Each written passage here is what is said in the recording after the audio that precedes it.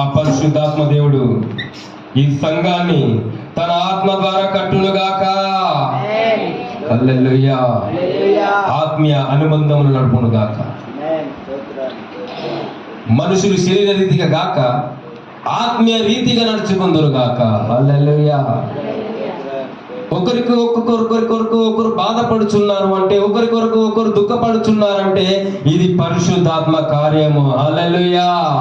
నిన్ను నీవు మర్చిపోయి ఎదుటి వాడిని ప్రేమిస్తున్నావు, ఎదుటి వాడి కొరకు ఆలోచిస్తున్నావు అంటే అది నీలో పరిశుద్ధాత్మ దేవుడు ఆ యొక్క సహనాన్ని, ఆ యొక్క ప్రేమను ఉంచాడు నీలో. స్తోత్రం. గట్టిగా చెప్పాలి స్తోత్రం. హల్లెలూయా. దేవుని నామానికి మహిమ కలుగును గాక. దావీదు చదువుతాం 18వ అధ్యాయం రండి. 1 సమూయేలు 17వ అధ్యాయం 18వ అధ్యాయం.